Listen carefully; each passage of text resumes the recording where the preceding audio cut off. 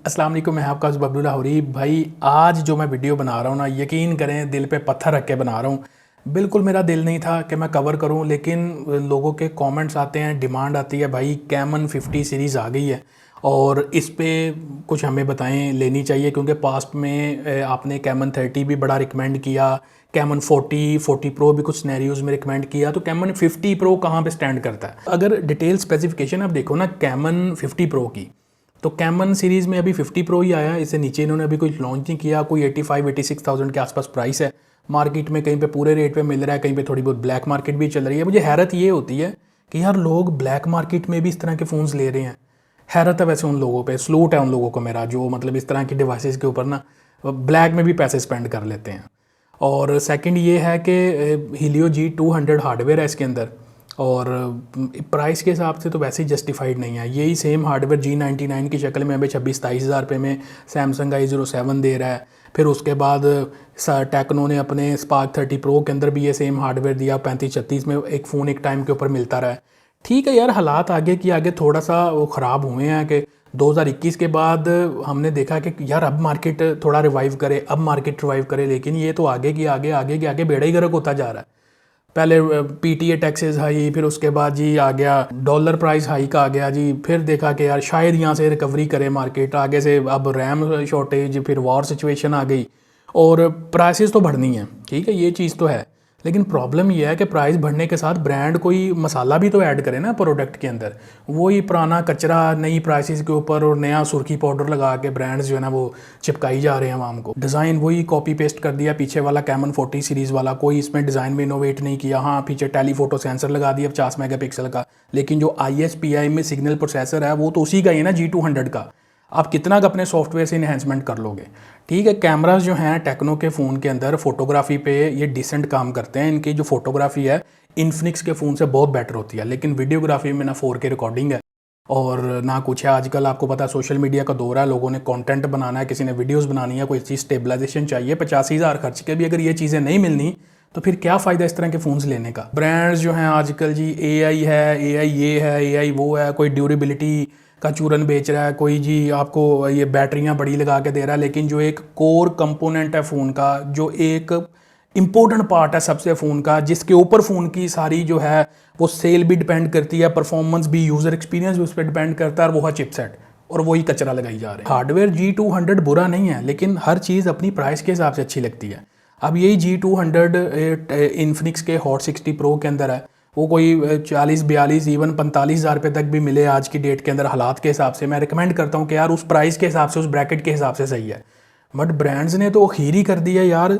27,000 पे भी वही परफॉर्मेंस है, 35 में भी सेम ब्रांड वही परफॉर्मेंस दे रहा है, वो 90 पे भी दे रहा है, 85 पे भी दे रहा है, लाख पे भी दे रहा है। इवन कुछ ब्रांड 1,15,000 पे भी चले गए। रेडमी नोट 15 प्रो टाइप के जो ब्रांड है, अखीर नहीं होगी वैसे इन ब्रांड्स की तरफ से। इनका तो टोटल बाइकआउट बनता है, ताकि एटलीस्ट इनको लाइन लेंथ का पता चले कि भाई मार्केट में ये हार्डवेयर हम इस प्राइस पे देंगे तो वो हम टोटल बाइकआउट करेगी। Literally I am feeling bad कि जब मैं इस तरह का एक हार्श ओपिनियन पब्लिकली पोस्ट करता हूँ, मेरा अपना दिल नहीं कर रहा होता, लेकिन ये ब्रांड्स की हरकतें देख के पास्ट में देखता हूँ। जब कैमन 30 मैंने रिकमेंड किया, अपनी राइट प्राइस पे आया, कैमन 40 प्रो मैंने 55-57 पे जब वो डिस्काउंट के साथ चल रहा था वो रिकमेंड किया। अभी तो ठीक है यार, हालात बुरे हैं, लेकिन इतने बुरे नहीं है जो इनकी प्रोडक्ट देख के आइडिया होता है। कुछ चीज़ें ऐसी ही होती हैं जो ब्रांड कर सकता है लेकिन ब्रांड करना नहीं चाह रहा। अब इन्फिनिक्स देखें, उसने भी अपने फ़ोन्स के अंदर डेमेंसिटी 7400 अल्ट्रा और 7S Gen 4 टाइप के हार्डवेयर 100K से नीचे एडजस्ट किए हैं ना, जिस पे मैं अप्रीशिएट करता हूँ उनको। लेकिन वो अलग बात है कि कुछ क्वालिटी इश्यूज़ की वजह से ये ब्रांड मैं 45-50-55 हज़ार रुपये से ऊपर रिकमेंड नहीं करता है, क्योंकि 6 महीने बाद अब वो कैमन 40 प्रो यूज़ हो रहा है, फैमिली में यूज़ हो रहा है, स्पीकर उसका टोटल बैठ गया हुआ है।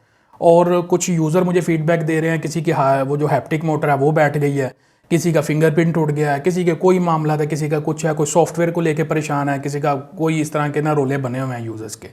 तो ये जो ब्रांड्स है ना, ये थोड़ा क्वालिटी पे फोकस नहीं करते, इसलिए मैं बस बहुत एहतियात से, क्योंकि पैसा ना बड़ी मेहनत से कमाया जाता है, और 80-85 हज़ार रुपये जिस बंदे ने इस तरह की डिवाइस पे लगा देना है शशके के चक्कर में, यार लुक अच्छा है इस पे लगा दो, और 6 महीने बाद उस 6 महीने भी उसके फ़ोन अगर ना चले सही तरह, कुछ यूज़र का चल जाता होगा, लॉन्ग टर्म में भी सही चल जाता होगा, लेकिन जो मेजोरिटी यूज़र है वो कंप्लेन करता है इसके ऊपर, क्योंकि हमारे पास तो डायरेक्ट फीडबैक आ रहा होता है यूज़र्स का कि यार मेरे साथ ये बढ़ गया, मेरा ये प्रोग्राम बढ़ गया, मेरे साथ ये मसला बन गया। तो मैं बस उसी चीज़ों को देखते हुए ना फिर हमारा एक ओपिनियन डेवलप हो जाता है। तो मैं तो पर्सनली अब इन दोनों ब्रांड्स के मैं अगेंस्ट नहीं हूँ। मैंने तो कैमन 30 बड़ा रिकमेंड किया, जब लॉन्च हुआ था ओवर प्राइस था।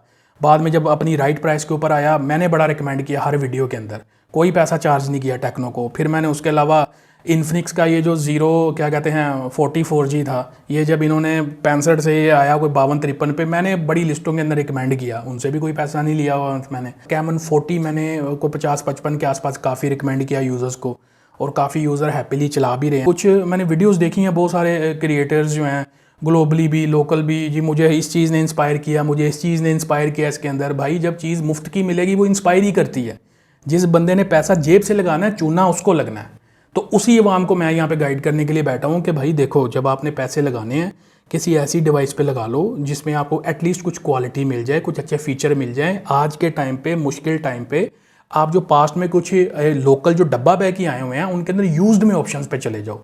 13+ मिल जाएगा आपको, Realme 14 मिल जाएगा आपको, CMF Phone 1 मिल जाएगा, वो भी 65-66 हज़ार रुपये की रेंज में अच्छा हार्डवेयर ऑफर कर रहा है। ठीक है, नया ब्रांड है, इनडायरेक्टली आया हुआ है, लेकिन एटलीस्ट कुछ अच्छा ऑफर कर रहा है। वीवो का V60 Lite 5G का एक ऑप्शन है। अब वीवो वैसे तो कचरा फ़ोन दे रहा है, बिल्कुल लाशें लॉन्च कर रहे हैं ये ब्रांड, लेकिन एटलीस्ट ये जो वीवो V60 Lite 5G है, ये ऑप्शन कुछ यूज़ करने के काबिल है। डब्बा पैक में आपको 85 तक मिल जाए, यूज्ड में आपको 75-80 तक मिल जाए, तो आप इस ऑप्शन के साथ जा सकते हो। Realme 14 है, या दूसरी मैंने वीडियो के अंदर ऑप्शंस काफ़ी बताई हैं, लिंक उसका डिस्क्रिप्शन में रख दूंगा, वो वीडियो आप देख लेना, ताकि एटलीस्ट आप जो भी पैसा इवन आज के बुरे टाइम पे भी स्पेंड करो ना, डिवाइस आप एक वैल्यू फॉर मनी बाय करो अपने पैसों के हिसाब से।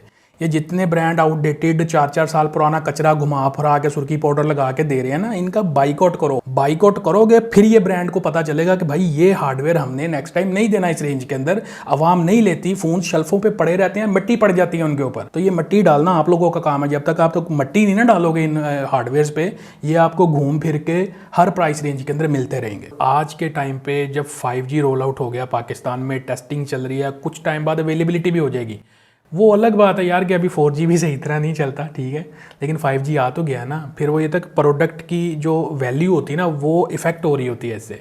तो आज के टाइम पे 45-50 हज़ार रुपये से ऊपर कोई भी 4G फ़ोन हो, टेक्नो का हो, किसी और ब्रांड का हो, आपने उस पर स्पेंडिंग नहीं करनी। ये मेरी एक क्लियर एडवाइस है आपके लिए। मैंने हर दफ़ा जो है ना एक न्यूट्रल ओपिनियन ही आपको दिया। ब्रांड कोई भी हो, अच्छा काम करेगा उसको अप्रिशिएट भी करेंगे, फ्री में अप्रिशिएट किया हो ब्रांड को तो मज़ा तो फिर है ना। और दूसरा ये है कि जब ब्रांड अच्छा काम ना करता तो फिर ब्रांड को थोड़ा फीडबैक भी कंस्ट्रक्टिव जो है ना वो देना चाहिए कि आप लोग यहाँ पे सही काम नहीं कर रहे हो। तो कैमन 50 प्रो एक टोटल फ्लॉप लॉन्च है। तो आई होप कि चीज़ें आपको क्लियर होगी बस जज्बात में कभी मैं इधर निकल रहा हूँ, कभी मैं उधर निकल रहा हूँ, तो इसलिए मैं इस वीडियो को यहीं पे ख़त्म कर रहा हूँ। कैमन 50 प्रो का मेरा रिव्यू नहीं आएगा, क्योंकि मैं इस तरह के फ़ोन्स को रिकमेंड भी नहीं करता, और ना ही मैं लाइक करता हूं कि मैं अपना पैसा इन फ़ोन्स के ऊपर वेस्ट करूं, ना मैं अपनी ऑडियंस का पैसा इस फ़ोन पे वेस्ट करवाऊं। और प्राइस ड्रॉप के मुझे कोई सार लग नहीं रहे आगे जिस तरह की सूरत हाल बन रही है। तो बेहतर यही है कि जो फ़ोन यूज़ कर रहे हो उसी को यूज़ करते रहो। अगर किसी के पास कैमन 30 है, कैमन 40 है, वो यूज़ करा उसी को यूज़ करते रहो। कोई ज़रूरत नहीं आगे अपग्रेड करने की, कोई डिफरेंस आपको नहीं मिलेगा। लेकिन अगर लेना है, कोई मजबूरी है, तो स्लाइटली यूज्ड में देख लो या वो बेटर ऑप्शंस देख लो जो मैंने वीडियो के अंदर आपको बताई हुई हैं। आई होप कि चीज़ें क्लियर हो गई होंगी। वीडियो अच्छी लगे लाइक शेयर सब्सक्राइब करना आपका काम है। मिलता हूँ अगली वीडियो में। Thanks for watching. अल्लाह हाफिज़।